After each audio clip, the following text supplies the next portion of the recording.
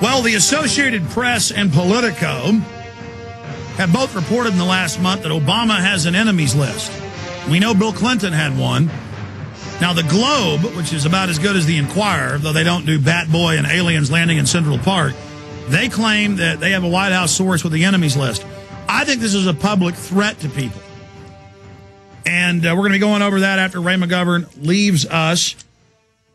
Ray McGovern is one of President Ronald Reagan's intelligence briefers from 81 to 85. He was in charge of preparing the daily security briefings for Reagan and Vice President George Herbert Walker Bush and the National Security Advisor, the Joint Chiefs of Staff, and a cabinet. Later, McGovern was one of several senior CIA analysts who prepared the president's daily briefing during the first Bush administration. He also famously challenged then Defense Secretary Donald Rumsfeld at a press conference, where are the WMDs? And of course, the Defense Secretary said, I never said they had WMDs. And he quoted Rumsfeld back and really devastated Rumsfeld. And that was really a turning point because Rumsfeld had been saying they had the WMDs and where they were in and around Tikrit. Then he had to back off.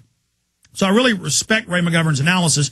He was also an infantry commander during the Vietnam era as well in the Army, if memory serves correctly. And he's been 2 years in remission from lymphatic cancer, so we're excited to have him here with us and doing better than ever.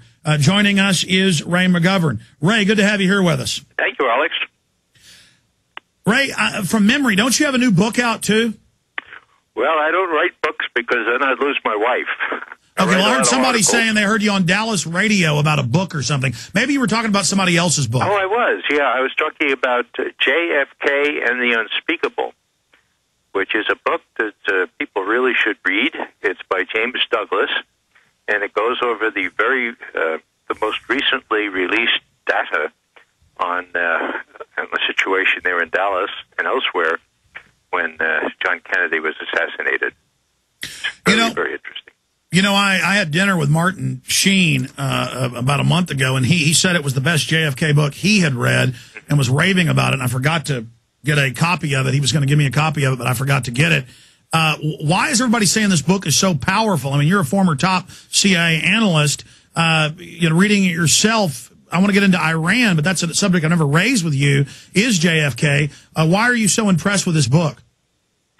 Well, Alex, I have to confess that someone sent me that book about a year and a half ago, and as soon as I heard that it had this theory that it was the CIA, the Joint Chiefs of Staff, and people who had been suborned in the Secret Service that planned and executed the assassination of John Kennedy. As soon as I heard that, I said, well, this is pretty far out. I got lots of articles to write.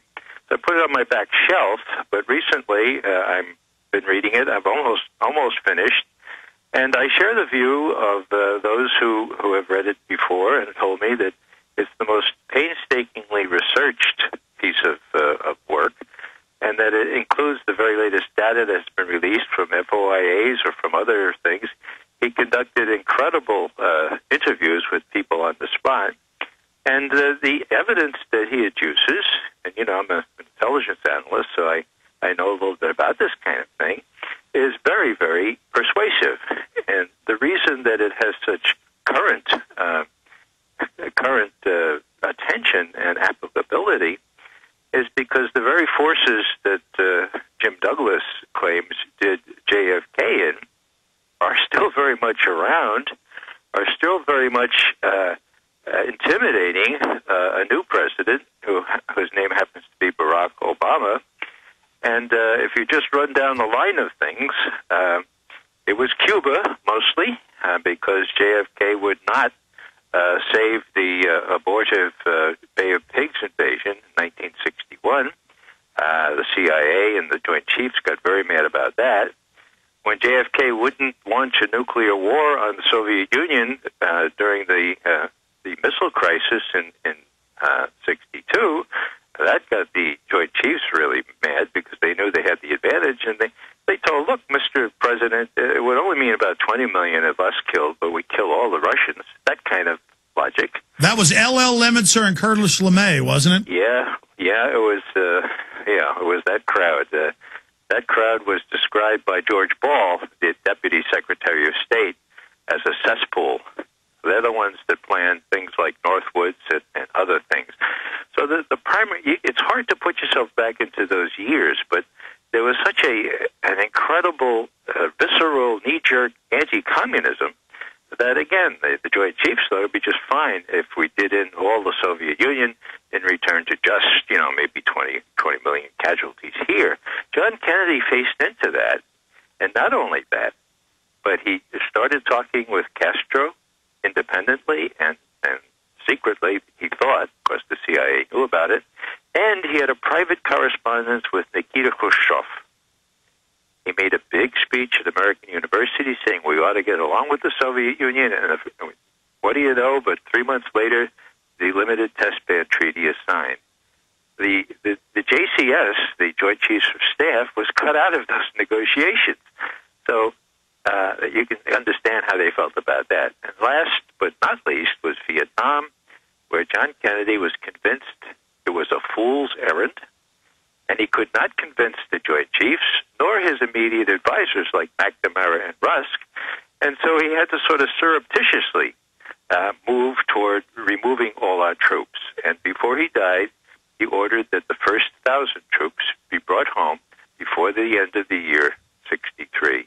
And he started issuing U.S. greenbacks and was beginning to phase out the Federal Reserve and giving anti-Federal Reserve speeches. Yeah, he was running into lots of problems. And, when Dwight Eisenhower warned about the military-industrial complex, already what he was seeing was a military-industrial congressional media complex, which we have in full swing right now.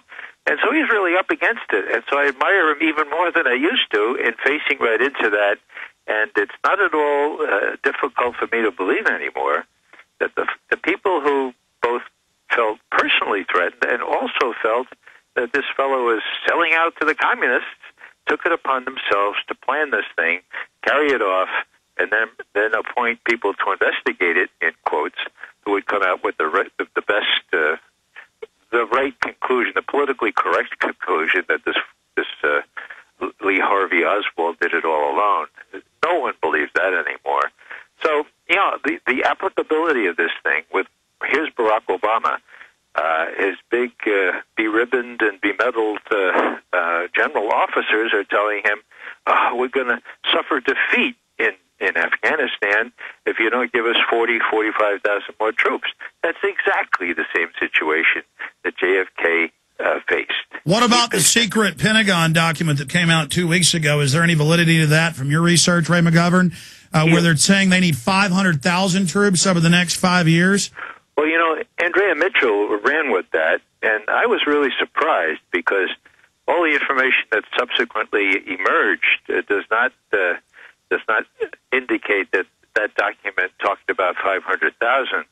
What I think people did, perhaps, was interpolate.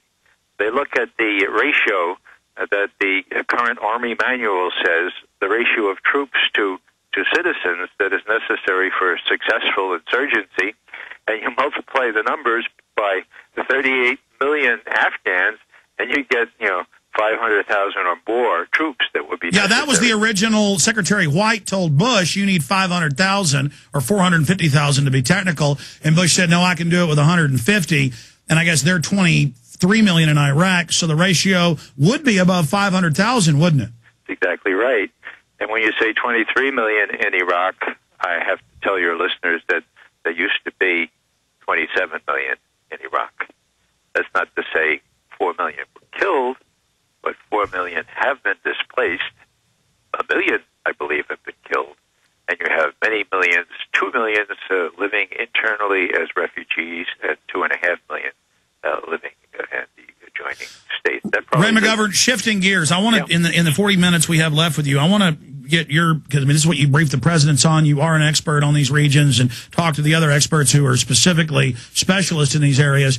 The geopolitical setup, they're now admitting that Russia did not sneak attack Georgia. It was the other way around. Obama is doing the right thing, saying he's going to pull missile systems out, but then he's hedging his bets from what I've seen, saying maybe some new system down the road.